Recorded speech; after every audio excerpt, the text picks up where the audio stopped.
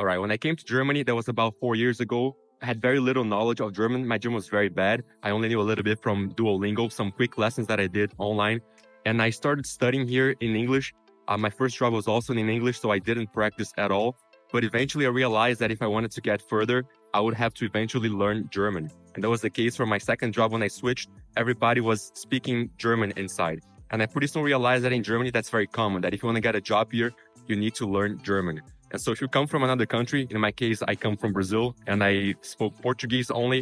It was very difficult at first to get those jobs in German. So if your German sucks, stick to the end because I'm going to be giving you a few tips that really helped me to be more confident speaking German, even though my German sucked, and how eventually you can get better to the point that you feel confident and you eventually get fluent in the language. The first thing that I did to actually help me feel more confident with my German was to stop being afraid of saying stuff wrong.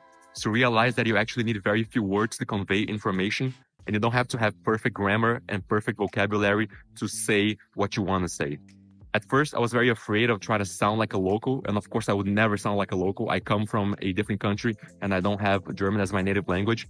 But at the same time, I speak more languages than probably my coworkers that can only do German or maybe German in English.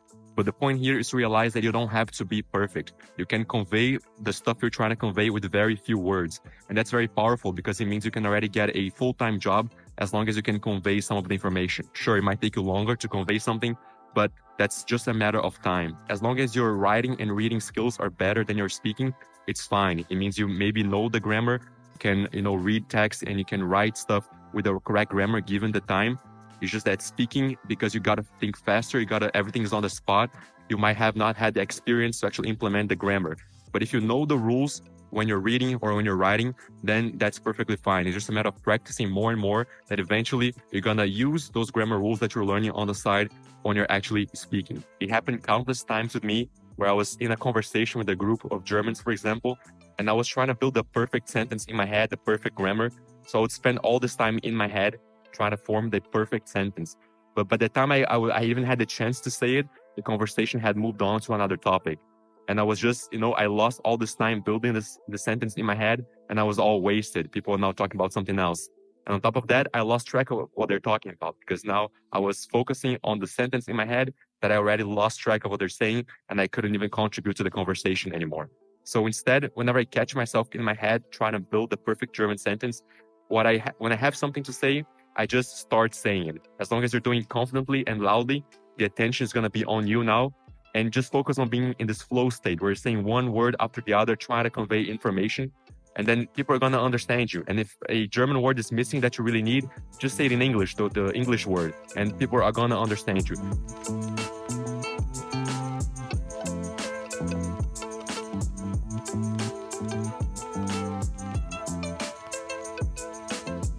A second very important thing that you need to do is to always keep improving so you don't make the same mistakes over and over again.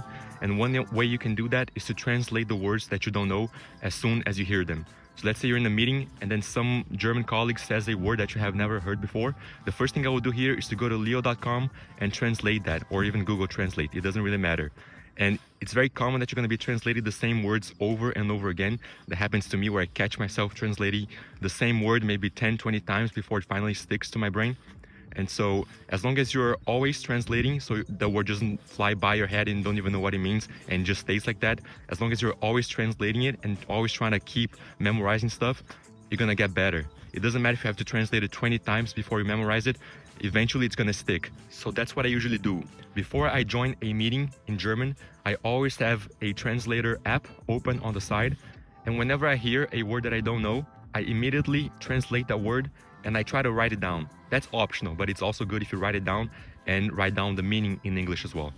And it happens to me where I've been writing down the same words maybe 20 times. I have those same words written down and I translate it. It doesn't matter. Just do it again. But eventually, when you hear that word again, eventually it's going to click because after translating 20, 30 times, you won't help but to remember it. And that happens a lot of times with me where I'm listening to a new word and finally, it clicks. I know what that means. And that's because I repeated this translation process over and over again until I couldn't help but to remember it. Repetition is a very powerful tool for you to learn a new language. And these tips here are not the obvious ones like doing Duolingo every single day or joining a German course or finding friends and speaking with them in German. But I must say that Duolingo has a philosophy of repetition. The whole point here is that if you keep doing the same exercises over and over again, eventually you're gonna learn. And a lot of people think these exercises are boring because you're always doing the same thing, but it's actually very helpful. It is boring, but if you keep doing the same things, it's gonna stick to your brain. And I'm at a level in German where I'm higher than what Duolingo can offer me.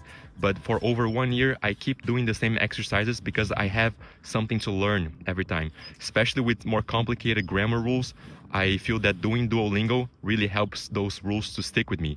And whenever I say something that doesn't quite sound right, that's because I have been used to doing Duolingo so many times. I've seen those sentences written so many times that now when I say something wrong, it just sounds wrong to me. And that's what differs a native person to a foreigner who's learning a new language. The native person has this feeling that something doesn't sound right, and they can't quite explain that, but that's because they have been listening to that same thing ever since they were kids. And a foreigner that's learning something new, he doesn't quite have that experience yet. And so that's why repetition and doing Duolingo and hearing the correct grammar over and over again can be helpful, even though it may seem boring or it may seem repetitive. My third tip is to trust yourself and to trust your gut feeling. We have this subconscious sometimes that most of the time is correct, even though we might be a little bit unsure whether we can trust it or not. And I cannot count the amount of times where I thought I was wrong, I thought I was gonna say something that was incorrect, but it ended up being correct. After the meeting or whatever the situation was, I would go to my computer, I would translate the word, and damn it was exactly the word that I wanted. And I didn't say just because I had this voice in my head that maybe said, maybe that's not quite right, maybe you shouldn't say it because maybe you won't mean what you think it means. But if you have this gut feeling that something is correct, then I can guarantee you that most likely it is correct. Just say it, right? You're gonna be amazed by how many times you can trust your subconscious. And if you keep second guessing yourself, you're gonna be in that same situation where you're not gonna speak up. You're gonna be afraid, you're gonna say something wrong, and you just be quiet, and then you won't be practicing your German, you won't get any better. And so whenever you second guess yourself, just say it. You're most likely correct. My fourth and final tip is simply exposure. Try to get as much contact as you can with other German-speaking colleagues. And for some of you that might be easier, for some of you that might be more difficult depending on the job that you have.